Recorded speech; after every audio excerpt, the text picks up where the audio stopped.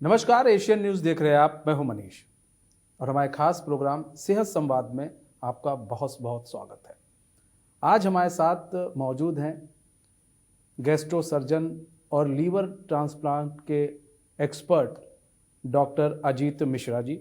Doctor Ajit Mishra ji, स्वागत है आपका सर हमारे एशियन न्यूज़ में।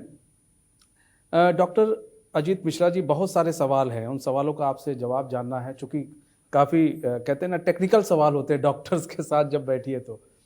सर, सबसे पहला सवाल हमारा ये है, गैस्ट्रो इंटेस्टाइनल जीआई और एचपीवी सर्जरी क्या है? तो जीआई का फुल फॉर्म होता है गैस्ट्रो इंटेस्टाइनल, जिसका मतलब है कि जो बीमारियां गैस्ट्रो इंटेस्टाइनल सिस्टम में होती हैं और वो ऑर्गन होते हैं, जैसे फूड पाइप है, इसोफेगस कहते हैं, स्टमक है, small intestine, large intestine, rectum, इनकी बीमारियों से जब कोई ग्रसित होता है तो इन्हें जीआई या गैस्ट्रो इंटेस्टाइनल सिस्टम कहा जाता है। उसी प्रकार से एचपीबी एक शॉर्ट फॉर्म होता है जिसका फुल फॉर्म है हिपैटो पैंक्रियाटिको एंड बिलियरी। इसका मतलब है लिवर, पित्ताशय और पैंक्रियास से संबंधित जब किसी को बीमारियां होती हैं तो उनको एचपीबी डिजीज़ से ग्रसित कहा जाता है। और ये इसलिए है क्योंकि ये अंग आपस में जुड़े होते हैं और आज चूँकि हर जगह सुपर स्पेशलिटी एंड का ज़माना है तो इनके विशेषज्ञ जो हैं वो इनकी बीमारियों को बारीक से अध्ययन करके और उसका अच्छा से अच्छा इलाज करते हैं। अच्छा, भारत में जीआई और एचपीवी रोग बढ़ रहे हैं, इसके पीछे का कारण क्या है? न सिर्फ भारत में बल्कि इन बीमारियों का पूरे विश्व में ही धीरे धीरे संख्या बढ़ रही है और उसका बहुत बड़ा कारण है लाइफस्टाइल। जो लाइफस्टाइल में चेंजेस आए हैं, फूड में चेंजेस आए हैं और एडिक्शन जो है, अल्कोहल है, स्मोकिंग है, बढ़ता मोटापा है और इसके साथ साथ कुछ वायरस इन्फेक्शन भी हैं, जैसे hepatitis A, hepatitis B, hepatitis C के इन्फेक्शंस हैं। इन सब के वजह से इन बीमारियों की संख्या बढ़ी है और इनके कैंसर की संख्या भी विगत वर्षों में पाई गई है कि वृद्धि हुई है। अच्छा सर, देखो, क्योंकि आपने खान पान की बात की है यहाँ पर, तो थोड़ा इस पर भी कि देखिए, खान पान अब चूंकि लोग ज़्यादातर बाहर प्रेफर करते हैं, अब कुछ लोग बाहर ही रहते हैं, जैसे कुछ स्टूडेंट्स हो गए या कुछ लोग नौकरी करने के लिए बाहर रहते हैं, वो उतना ध्यान अपने खान पान पर नहीं रख पाते हैं, या फिर या यूँ कहें एक टाइम खाया तो एक टाइम फिर बाहर से खा रहे हैं। तो ऐसे में ऐसे व्यक्तियों को, ऐसे लोगों को किस तरह से अपनी जो दिनचर्या है उसे रखनी चाहिए, एक डॉक्टर के लहजे से किस तरह से उनकी दिनचर्या होनी चाहिए ताकि वो इन सब बीमारियों से थोड़ा दूर रह सकें? जी, ये बहुत इम्पोर्टेंट क्वेश्चंस हैं। देखिए, खान पान का अपने शरीर में बहुत प्रभाव पड़ता है। जैसा आपने बताया कि अगर आप ब्रेकफास्ट स्किप करते हैं या लंच या डिनर को स्किप करते हैं तो आपकी बॉडी में बहुत सारे धीरे धीरे चेंजेस ऐसे आएंगे जो कि अच्छे नहीं होते। उसी प्रकार से जब हम रोज़ाना बाहर का खाना खाते हैं तो उसमें भी जंक फूड अगर है, बहुत ऐसे फूड हैं जिसमें बहुत शुगर्स हैं, जैसे कि कोल्ड ड्रिंक है या आप अल्कोहल का सेवन करते हैं, तो उससे भी आपके लिवर में बहुत फ़र्क पड़ता है। आपने देखा होगा, सुना होगा कि आजकल फैटी लिवर की समस्या बहुत लोगों को हुई है। फैटी लिवर आज बहुत ज़्यादा लोगों को हुआ है और उसका बहुत बड़ा कारण बढ़ता मोटापा है। और इन मोटापे की वजह से और फैटी लिवर की वजह से कई लोगों को लिवर की सीरियस बीमारियां भी होती हैं। तो यदि आप बाहर भी रहते हैं तो आप कोशिश करें कि आपके डाइट में जंक्स जो हैं, जो कार्बोहाइड्रेट्स, जो बहुत ज़्यादा शुगरी चीज़ें उनको कम से कम करें और अपने डाइट में फ्रूट्स, वेजिटेबल्स और सैलड्स की मात्रा हमेशा एक उपयुक्त मात्रा में रहे। और ऐसा करने से आप बहुत सारी बीमारियों से अपने आप को बचा सकते हैं। अच्छा, अब ये भी देखा जा रहा है डॉक्टर साहब कि गैस की जो प्रॉब्लम है वो कह सकते हैं कि हर दूसरे या तीसरे व्यक्ति में गैस की प्रॉब्लम हो रही है। इसके पीछे का कारण क्या है? लोग कहते हैं हम सुबह तो नाश्ता भी ढंग से करते हैं, दोपहर में खाना भी खाते हैं, शाम को डिनर भी हम सही से कर रहे हैं, तो फिर आखिर ऐसी प्रॉब्लम क्यों आ रही है जो गैस की प्रॉब्लम है? आपके पास भी कई मरीज आते होंगे और ऐसा नहीं है, जब गैस की प्रॉब्लम होती है तो कई बार मौत भी हो जाती है गैस की प्रॉब्लम से, तो कई लोगों को। जी, गैस की जो समस्या आप बता रहे हैं उसे मेडिकल टर्मिनोलॉजी में डिस्पेप्सिया कहा जाता है। इसका मतलब है कि पेट में अत्यधिक मात्रा में जलन होना या पेट फूलना या पाचन शक्ति ठीक नहीं होना। बहुत बड़ा कारण इसका हमारी लैक ऑफ एक्टिविटी है। देखिए, हमारा शरीर जो है वो जब शुरुआत हुई थी, इवोल्यूशन हुई थी, तो वो इस प्रकार का बना था कि हम जितना भी खाते थे उससे ज़्यादा हम काम करते थे। बट आज हर चीज़ के लिए ऑटोमेटिक जो मशीनें आई हैं और आपकी दिनचर्या में जो चलना फिरना है वो बहुत कम हो गया है। आज हम सुबह ब्रेकफास्ट करते हैं, कार से जाते हैं और ऑफिस में जाके बैठे रहते हैं, तो हमारा डाइजेस्टिव सिस्टम जो है वो उसके लिए एडजस्टेड नहीं है। और इसलिए सबसे ज़्यादा ज़रूरी होती है कि आप अपनी एक्टिविटी बढ़ाएं, रेगुलर एक्सरसाइज करना, डाइट में फ्रूट्स वेजिटेबल्स को बढ़ाना, जंक्स को कम करना। अगर आप इस दिनचर्या को अपने उसमें शामिल करते हैं तो आप बहुत हद तक 80 to 90% इन चीज़ों से आप बच सकेंगे। और उसके अलावा भी जब किसी को दिक्कत होती है तो आज मेडिकल साइंस में ऐसे मेडिसिन भी उपलब्ध हैं जो उनको ठीक करें। बट मैं दर्शकों से अनुरोध करूंगा कि कभी भी दवाओं को अपना पहला चॉइस ना मानें। पहले आप कोशिश करें कि अपनी लाइफस्टाइल को सुधारें, उसमें एक्सरसाइज हो, वॉक हो और आपके डाइटरी जो मॉडिफिकेशन हैं जिसमें मैंने जैसा बताया कि भाई फ्रूट्स हों, वेजिटेबल्स हों, सैलड्स हों, फाइबर की मात्रा बढ़े, तो आप बहुत हद तक इनको दूर कर सकते हैं। अच्छा, आप लीवर ट्रांसप्लांट के एक्सपर्ट भी हैं, ऐसे में आवश्यकता क्यों पड़ती है? जब लीवर ट्रांसप्लांट की बात होती है तो इसकी आवश्यकता क्यों होती है? जी, जैसा मैंने अभी बताया कि विगत कुछ सालों में फैटी लीवर की समस्या बढ़ी है, उसी प्रकार से बहुत सारे लोग फैटी लीवर से आगे बढ़कर लिवर सिरोसिस में भी जाते हैं। लिवर सिरोसिस के अन्य कारण भी हैं, जैसे कि अत्यधिक मात्रा में शराब का सेवन करना या कुछ ऐसे इन्फेक्शंस हैं, हेपेटाइटिस बी या हेपेटाइटिस सी, जो कि ट्रीटमेंट नहीं लिए होते हैं, उनके लिवर धीरे धीरे ख़राब होते हैं। उसी प्रकार से कुछ मेटाबॉलिक डिजीज़ भी होती हैं जो लिवर को ख़राब करती है।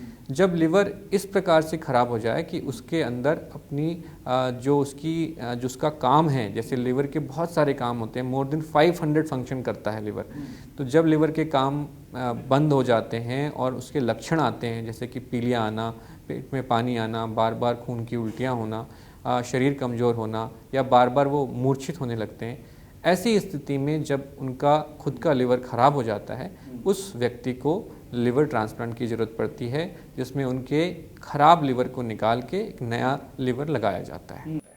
अच्छा, लीवर ट्रांसप्लांट कितना सफल है आज के समय में? अगर बात करें तो इसकी सफलता का जो रेशियो होता है वो कितना है? जी, बहुत अच्छा सवाल है, क्योंकि बहुत सारे लोगों को इस बात का डर होता है कि अगर लिवर ट्रांसप्लांट हुआ तो उनकी लाइफ अच्छी नहीं रहेगी या उस सक्सेस नहीं होता। तो मैं आज बड़े गर्व से बताना चाहूँगा कि भारत देश पूरे विश्व में एक ऐसा देश है जहाँ पे लिविंग डोनर ट्रांसप्लांट की संख्या one of the largest number पे है। और हमारे पूरे देश में जब सक्सेस रेशियो है वो करीबन 90 से 95% है। तो लिवर ट्रांसप्लांट बहुत सेफ़ ऑपरेशन होता है और वो एक नया जीवन देता है। और सबसे बड़ी बात यह है कि लिवर ट्रांसप्लांट हम तभी करते हैं जब हमें ऐसा लगता है कि उस व्यक्ति की स्थिति उनके लिवर से नहीं चल सकती और उनको नया लिवर देके उनको एक नया जीवन मिलता है। अच्छा, रीजनरेट की आपने बात की, रीजनरेट क्या है? मतलब जैसे आपने कहा कि अगर कोई डोनर है, यानी किसी की वाइफ है या फादर हो गया, कोई भी हो गया, आप जब उसका आप लीवर ट्रांसप्लांट लेते हैं, जैसे 40% 60% आप लेते हैं, तो फिर रीजनरेट क्या है? दूसरी चीज़ ये कि फिर वो कितना स्वस्थ रहता है अपने आने वाले जीवन में, आने वाली ज़िंदगी में? रीजनरेशन का मतलब होता है वापस से ग्रो करना। सो लिवर में इतनी कैपेसिटी है कि एक हेल्दी लिवर में अगर हम उसमें से 70% 75% लिवर भी निकालें तो वो धीरे धीरे उस व्यक्ति की ज़रूरत के हिसाब से ग्रो कर जाता है। तो वो कभी अपने पुराने पोजीशन पे नहीं पहुंचेगा, लेकिन जिस व्यक्ति को जितनी ज़रूरत होगी वो उसके हिसाब से विदिन 6 to 8 वीक्स में रीग्रो करता है। रही बात उसके आने वाली लाइफ की, तो जो डोनर है, जो लिवर देता है अपना, उसको किसी प्रकार का कोई रेस्ट्रिक्शन नहीं होता। वो अपनी नॉर्मल लाइफ जैसे जो बाकी लोग व्यतीत करेंगे वैसे ही रहेंगे। उनको किसी प्रकार के खाने पीने में रेस्ट्रिक्शन नहीं होता, उनकी किसी भी एक्टिविटी का भी रेस्ट्रिक्शन नहीं होता। बहुत सारे डोनर्स ऐसे हैं जो खुद एथलीट्स हैं, बहुत सारे डोनर्स हैं जो आज सेलिब्रिटी भी हैं और बहुत सारे डोनर्स हैं जो डॉक्टर्स भी हैं। तो मैं आपके चैनल के माध्यम से बताना चाहूँगा कि डोनेशन जो है वो सेफ़ होता है और जब भी कोई व्यक्ति लिवर डोनेट करता है तो उसके बहुत सारे टेस्ट किए जाते हैं। उसकी सेफ्टी के लिए पूरी तरह से जो ट्रांसप्लांट टीम होती है वो तैयार होती है। बिना एक 0.1% का भी अगर सेफ्टी का खतरा होगा तो उससे डोनेशन नहीं लिया जाता। तो लिवर ट्रांसप्लांट की safety is very important and donor safety के लिए पूरा ध्यान रखा जाता है। अच्छा, एक जीवित व्यक्ति का आप एक शरीर का कोई हिस्सा आप निकालते हैं, दान अगर वो करता है तो कितना सुरक्षित है? अगर कोई जीवित व्यक्ति अपने शरीर का कोई हिस्सा दान करना चाह रहा है तो उस कितना सुरक्षित है? जी, वही मैंने अभी जैसे बताया कि लिवर डोनेशन की जो सेफ्टी है वो पूरे वर्ल्ड वाइड जो इसमें रिस्क है वो लेस देन 0.001% है और वो बहुत ही सेफ़ ऑपरेशन होता है। जो लिविंग डोनर में ज़्यादातर जो ऑर्गन्स लिए जाते हैं उसमें लिवर है, किडनी हमारे पास 2 होती हैं, तो एक किडनी को भी डोनेट किया जा सकता है। बाकी ऑर्गन्स भी उसमें से कुछ ऑर्गन्स हैं जिसमें पैंक्रियास के एक पार्ट को लिया जा सकता है, बट वो उतने कॉमन नहीं है। जो सबसे कॉमन लिविंग डोनर्स होते हैं वो लिवर और किडनी के होते हैं। अच्छा, ये यकृत और अग्नाशय के रोगों को कैसे रोक सकते हैं? इस तरह के जो रोग होते हैं जैसे उसको रोकने के लिए क्या करना चाहिए? देखिए, एक तो है कि बीमारी से हमें बचना, जैसे कि मैंने अभी बताया कि लिवर के रोगी हैं तो आपके डाइटरी मॉडिफिकेशन है, वैक्सीनेशन जो है वो बहुत इंपॉर्टेंट है। आज even government of India hepatitis B के वैक्सीनेशन के लिए बहुत विस्तार पूर्वक उन्होंने कार्यक्रम चलाया है। तो अगर आप वैक्सीनेटेड रहेंगे तो आप हेपेटाइटिस बी से बचेंगे। असुरक्षित यौन संबंध से भी हेपेटाइटिस बी होता है तो उससे बच सकते हैं। और कुछ लाइफस्टाइल मॉडिफिकेशन हैं जैसे कि शराब का सेवन है, स्मोकिंग है, इनसे जितना आप बचेंगे तो आप अपने ऑर्गन्स को हेल्दी रखेंगे। दूसरा जो है कि अर्ली डायग्नोसिस। अगर आपको जानकारी है बीमारियों के बारे में तो अगर आपकी किसी भी बीमारी को आप जल्दी पकड़ते हैं तो आज मॉडर्न साइंस में इन बीमारियों का इलाज 100% तक पॉसिबल है और अगर जल्दी पकड़ में आने से उनका इलाज भी उतना ही अच्छा होता है और वो अपनी बीमारियों से पूरी तरह से ठीक हो सकते हैं। अच्छा, जीआई कैंसर क्या होता है? जी, तो GI cancer again gastrointestinal, इन बीमारियों में जो इन अंगों में हो जैसे कि फूड पाइप है, इसोफेगस है, स्टमक है, स्मॉल इंटेस्टाइन है, लार्ज इंटेस्टाइन है, रेक्टम है, इनके कैंसर, जब इन अंगों में कोई कैंसर होते हैं तो उन्हें जीआई कैंसर के रूप में कहा जाता है। अच्छा, मतलब कहते हैं ना कि प्रारंभिक पहचान बड़ी महत्वपूर्ण होती है, तो प्रारंभिक पहचान क्या होगी? शुरुआत में हम कैसे पहचानें कि ये जो जीआई कैंसर हो रहा है किसी को भी हो रहा है? तो जी, तो ज़्यादातर कैंसर्स के कुछ ना कुछ सिम्टम होते हैं और वो सिम्टम डिपेंड करते हैं वो कैंसर किन ऑर्गन में हुए। बट जो कॉमन सिम्टम्स जो सब में पाया जाता है वो है भूख ना लगना, वजन का कम होना, या अगर फूड पाइप में किसी को कोई कैंसर है तो उसको खाना को निगलने में तकलीफ़ होती है।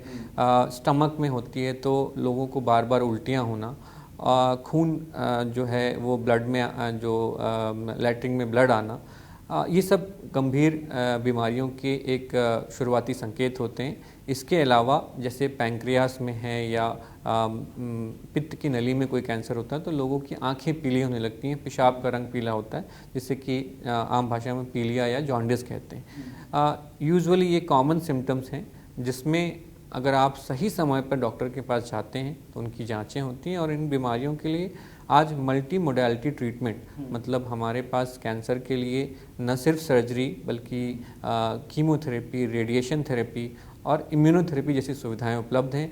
और ऐसे पेशेंट्स जो पुराने ज़माने में आप सुनते होंगे कि कैंसर का नाम सुनते ही लोग डरते थे, तो आज जो ज़रूरी है वो ये है कि हम इनसे डरें नहीं बल्कि आगे आएँ और इनके इलाज के लिए त्वरित हों ताकि आप इन बीमारियों को हरा सकें।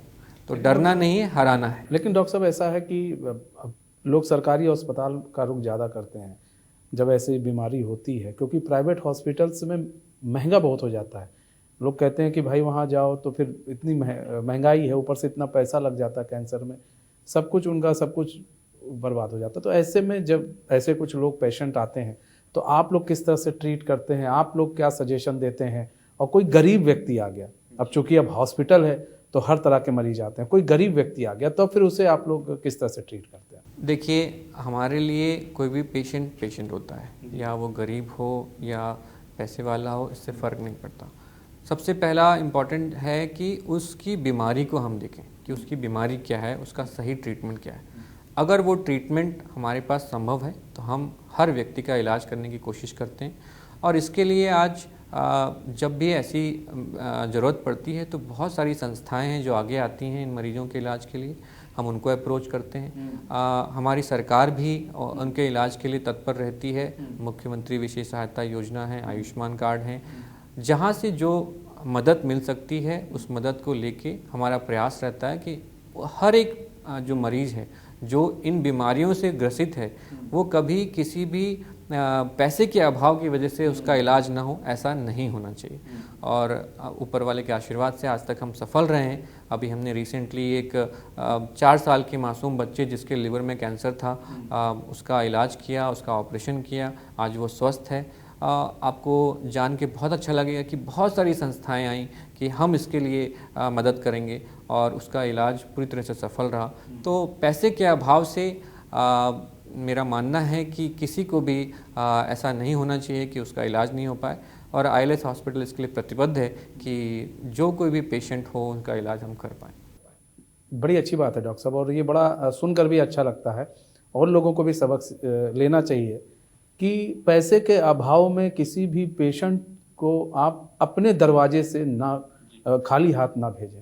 जैसा कि अभी डॉक्टर साहब भी बता रहे हैं कि हम लोग कई ऐसे एनजीओ हैं उनसे संपर्क कर लेते हैं, तो ये लोग मदद के लिए आगे आते हैं। आप भी मदद के लिए आगे आएंगे तो कहीं ना कहीं जो एक नैरेटिव सेट हो गया है प्राइवेट हॉस्पिटल को लेकर, वो नैरेटिव भी कहीं ना कहीं ख़त्म होगा। लेकिन यहाँ पर बात की जाए, एक और है कि न्यूनतम इन्वेंसिव और लेप्रोस्कोपिक सर्जरी क्या है?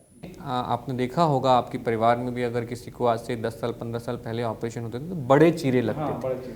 तो आज जो टेक्नोलॉजी है उसमें छोटे छोटे 5 से 10 mm मतलब 1 सेंटीमीटर से भी छोटे कट होते हैं और उसके द्वारा दूरबीन विधि द्वारा पूरे के पूरे ऑपरेशन को कंप्लीट किया जाता है।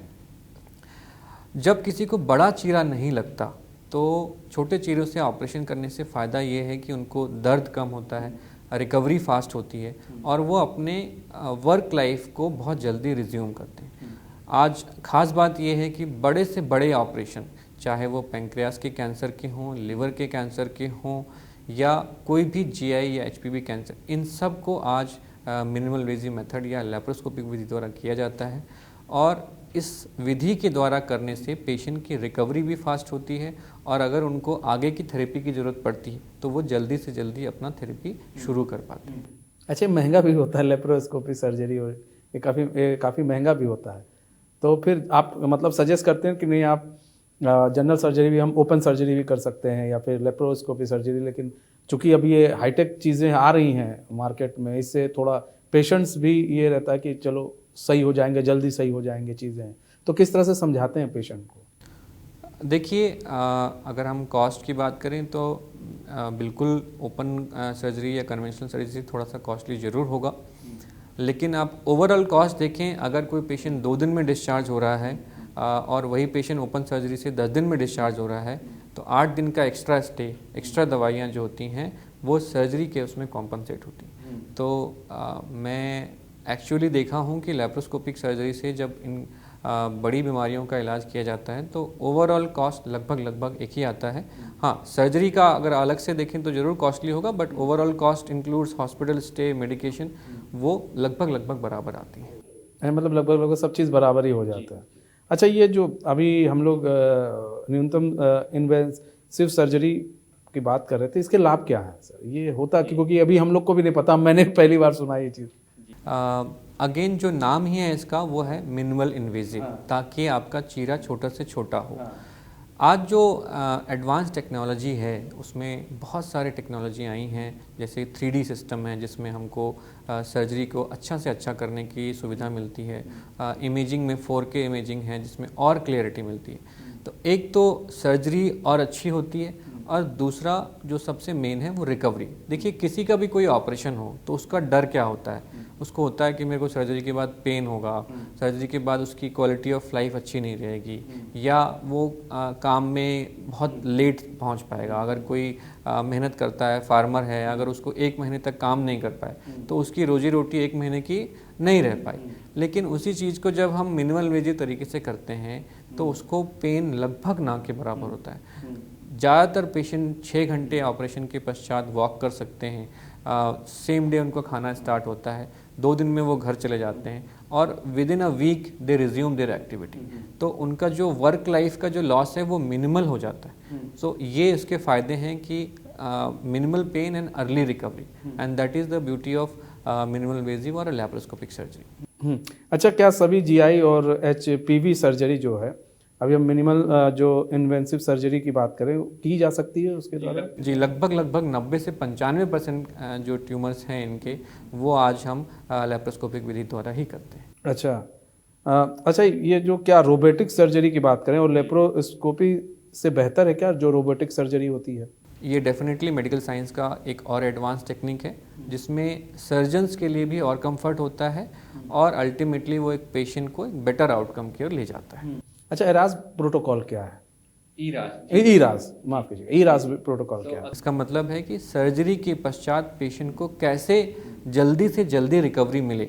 तो ये एक साइंटिफिक मेथड है जिसमें पेशेंट के ऑपरेशन के पहले, ऑपरेशन के दौरान और ऑपरेशन के पश्चात इसकी पूरी जो मेथड है, जो प्रोटोकॉल है, उसको फॉलो किया जाता है। और इस विधि द्वारा जब कोई ऑपरेशन हम करते हैं तो पेशेंट को लगभग पता ही नहीं चलता कि उसका ऑपरेशन हुआ। वो या तो सेम डे या अगले दिन घर जाता है और उसके किसी भी चीज़ में रिस्ट्रिक्शन नहीं रहता। तो आपने सुना होगा या देखा होगा अपने आसपास, पहले सर्जरी होती थी, 3-4 दिन खाना नहीं मिलता था, वॉक नहीं करते थे। बट आज जब इन टेक्निक से आप सर्जरी करते हैं तो आप पेशेंट को 2 घंटे के अंदर वॉक कराते हैं, 4 घंटे के अंदर फूड स्टार्ट करते हैं और अगले 24 to 48 आवर्स में पेशेंट को घर भेजते हैं। So that is the beauty of enhance recovery. मतलब रिकवरी जो है उसको हमने और इन्हांस किया, और वो एक प्रोटोकॉल है जो हम फॉलो करते हैं आज की डेट में, लगभग हर सर्जरी में करते हैं ताकि पेशेंट का कंफर्ट और अच्छा से अच्छा हो। अच्छा डॉक्टर साहब, क्योंकि सर्जरी करने की विधि काफ़ी आ गई है, अलग अलग तरीके से अब सर्जरी की जा रही है, अलग अलग तरीके से अब डॉक्टर भी काफ़ी हाईटेक हो गए हैं, अब अलग अलग तरीके से सर्जरी कर रहे हैं। लेकिन फिर यही चीज़ आती है कि सर्जरी का क्राइटेरिया बढ़ गया है, कह सकते हैं कि हाईटेक विधि आ गई है, लेकिन उसी हिसाब से सर्जरी जो है महंगी भी होती जा रही है। जैसे आप कहीं कहीं पर जाइए तो सर्जरी उसी हिसाब से महंगी भी होती जा रही है। तो आप लोगों को क्या क्या चीज़ें फेस करनी पड़ती है, क्योंकि सर्जरी महंगी है। अब कोई भी आपके यहाँ आया, चलिए जो पैसे वाला है वो तो करा लिया, लेकिन जो जिसके पास इतना पैसा नहीं होता है फिर क्या करता है कि ठीक है आपको दिखाया, फिर वो दूसरा हॉस्पिटल देखने लगता है। तो फिर आप लोग के सामने किस तरह की चुनौतियाँ आती हैं? जी, चुनौतियाँ ज़रूर आती हैं, और लेकिन जैसा मैंने अभी बताया कि हमारे लिए अगर कोई पेशेंट है, कोई बीमारी है, तो उसके लिए जो भी बेस्ट होगा पहले हम वही करते हैं। और अगेन जो लोग आर्थिक रूप से इतने समृद्ध नहीं होते, हम कोशिश करते हैं कि अपनी तरफ से जो कम कर सकें वो करें, और हम हमेशा हेल्प लेने की कोशिश करते हैं। आज हमारे समाज में ऐसे कई लोग हैं जो आगे आते हैं हेल्प करने के लिए, पेशेंट की रिकवरी के लिए, और मैं बहुत बहुत थैंकफुल हूँ उन लोगों का और अपने अस्पताल का, जो हमारे पास कोई अगर पेशेंट आया तो हम उसको बेस्ट ही देना है, उसमें कोई कॉम्प्रोमाइज़ नहीं करता। अच्छा, एक सबसे बड़ी समस्या है डॉक्टर साहब, ये जो लीवर में सूजन की समस्या काफ़ी बढ़ गई है समाज के अंदर, और पित्त का बढ़ जाना। अच्छा, कभी कभार ऐसा होता है कि एक चीज़ और भी देखी जा रही है कि आजकल लोग अचानक किसी को हार्ट अटैक आ गया, इस तरह की भी चीज़ें हो रही हैं। ये आखिर इसके पीछे का रीज़न क्या है?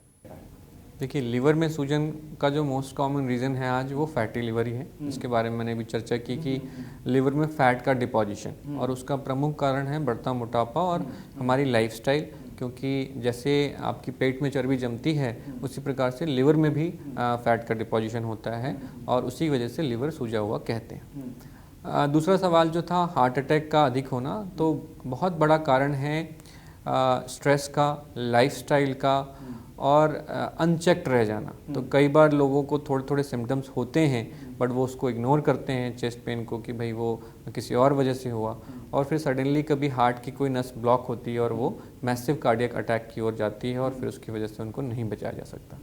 तो रेगुलर स्क्रीनिंग बहुत ज़रूरी है, और जितना हो सके अपनी लाइफस्टाइल में एक्सरसाइज और अपने डाइट पार्ट को इम्प्रूव करें। जितना आप करेंगे आपको उतना फ़ायदा हर जगह मिलेगा। अच्छा डॉक्टर साहब, एक चीज़ और भी है कि लगातार जो पेट की समस्याएं हैं वो बढ़ रही हैं, दूसरी चीज़ ये है कि जैसे आपने बताया कि खान पान को सुधारना बहुत ज़रूरी है लोगों के जीवन में, लेकिन बहुत लोगों का खान पान भी सुधरा होता है, बावजूद इसके भी जो है पेट संबंधी जो भी बीमारी है आज के डेट में काफ़ी हैं। अब उसके पीछे का कारण कई लोग बताते हैं कि भाई पानी भी हो गया, तो लोग उबाल कर भी पानी पीते हैं। लोगों के घर में तरह तरह की चीज़ें भी लगी हैं ताकि पानी शुद्ध पी सकें। बावजूद इसके पेट की जो बीमारी है, पेट संबंधित बीमारी है, उसके पीछे क्या प्रदूषण भी उसका कुछ कारण हो सकता है, या फिर लाइफस्टाइल तो है ही है, लेकिन और क्या कारण हो सकते हैं कि पेट जो संबंधी बीमारी वो काफ़ी बढ़ रही है? क्योंकि लीवर का भी मैंने बताया कि सूजन आप देखिए तो चौथा या पांचवा व्यक्ति मिल जाएगा जिसको सूजन है। तो ऐसे में आप लोग जो है किस तरह से इस चीज़ को देख रहे हैं, और जब कभी इस तरह के पेशेंट आते हैं, आप लोग के पास भी अब लगातार इस तरह के पेशेंट भरमार हैं और हम सरकारी अस्पताल देखें तो और वहाँ पर हैं, तो क्या इन लोगों को सजेस्ट करते हैं कि भैया अब आप लोग इस तरह ना कीजिए वरना फिर दिक्कत हो जाएगी? कुछ लोग तो मानते भी नहीं होंगे पेशेंट आपके। देखिए, जैसा मैंने इसके पहले भी बताया कि कुछ बीमारियां जो हैं वो लाइफस्टाइल से रिलेटेड नहीं होंगी। कुछ ऐसी भी बीमारियां होती हैं, कुछ ऐसे कैंसर भी होते हैं जिनका कोई कारण नहीं होता, वो जेनेटिक म्यूटेशन की वजह से होती हैं। बट बहुत सारी बीमारियां, इनफैक्ट लगभग 80 से 85% बीमारियां जो हैं उनका रिलेशनशिप अभी भी हमारे लाइफस्टाइल से। और जैसा आपने अभी बताया कि पोल्यूशन का डेफिनेटली रोल है। अगर आपका खाना प्रदूषित है, आपका पानी प्रदूषित है, तो उनसे होने वाली बीमारियों की संख्या भी बढ़ी है। पेस्टिसाइड्स का यूज़ करना, उससे भी बहुत सारी बीमारियां बढ़ी हैं। लाइफस्टाइल में, हमारे डाइट में, हमारे वाटर में अगर उसमें आप इम्प्रूवमेंट लाते हैं तो बहुत सारी चीज़ों को आप बचा सकते हैं। और इसलिए जो हम कर सकते हैं उसमें सबसे कॉमन है रेगुलर एक्सरसाइज करना और अपने डाइट में जंक्स को कम से कम करना, शुगर्स को कम से कम करना, और फ्रूट्स, सैलड्स और वेजिटेबल की मात्रा को अधिक से अधिक रखना। आप क्या संदेश देना चाहेंगे, अगर आपको संदेश देना हो अब, और यहाँ पर युवाओं को, बुजुर्गों को? क्योंकि देखिए, जो युवा हैं वो नहीं मान रहे हैं, जो बुजुर्ग हैं वो भी नहीं मान रहे हैं, वो भी कहते हैं नहीं जी अब तो हम बुजुर्ग हो रहे हैं, अब तो हम खाएंगे जम के। हाँ, तो क्या संदेश देना चाहेंगे? मेरा आपके चैनल के माध्यम से दर्शकों को यही संदेश है कि अपने ओवरऑल, न सिर्फ डाइजेस्टिव डिजीज़ के लिए बल्कि अपने हार्ट के लिए, अपने किडनी के लिए, अपने पूरे दिनचर्या में एक्सरसाइज का एक पार्ट जरूर रखें। कितने भी बिजी आप हों, but 4 to 5 days in a week exercise ज़रूर करें। उसमें 20 मिनट्स का एक वॉक हो, साथ में हर मील में, चाहे वो लंच हो, डिनर हो या ब्रेकफास्ट हो, उसमें थोड़ा फाइबर हो। फाइबर होता है आपके सैलड्स में, होता है फ्रूट्स में, होता है, तो उसकी मात्रा को रखें। और इसके साथ साथ अगर आपको किसी भी प्रकार के लक्षण हो, जैसे कि आपको भूख नहीं लगना हो या वज़न कम हो रहा हो, तो आप एक बार डॉक्टर से संपर्क जरूर करें, क्योंकि बीमारियों से दूर भागने से उनका इलाज नहीं होता, बीमारियों को जल्दी पकड़ने से उनका आज 100% इलाज होता है। और लास्ट की किसी भी प्रकार की सर्जरी अगर आपको एडवाइस की गई हो कभी भी, तो आज सर्जरी से डरे नहीं। सर्जरी की बहुत एडवांस टेक्निक्स हुई हैं जिसमें रिकवरी फास्ट है, पेन मिनिमम है, तो आप सेफली उस सर्जरी को करवा सकते हैं। देखिए डॉक्टर साहब, लगातार और कई डॉक्टर्स से जब बात होती है तो लगातार कुछ चीज़ें बताते हैं कि शुगर से जितना बचें, जंक फूड से जितना बचें, एक्सरसाइज ज़्यादा करें, 20 मिनट या आधे घंटे, 1 घंटे आप टहलें, ताकि आपके शरीर, बॉडी जब काम करेगा, जो कहते हैं ना, जंग नहीं लगेगा, बॉडी में काम करेगा। ऐसे में खाने पर विशेष ध्यान दें, सभी डॉक्टर कहते हैं। अगर आपको चाहते हैं स्वस्थ रहें, हेल्दी रहें, तो खाने पर विशेष ध्यान देना ज़रूरी है, एक्सरसाइज करना भी ज़रूरी है। फिलहाल बहुत बहुत धन्यवाद डॉक्टर साहब हमारे साथ जुड़ने के लिए और अपना बहुमूल्य समय हमें देने के लिए। तो हमारे इस खास पेशकश में बस इतना ही, मुझे दीजिए इजाज़त और खबरों के साथ बने रहने के लिए देखते रहिए एशियन न्यूज़। नमस्कार।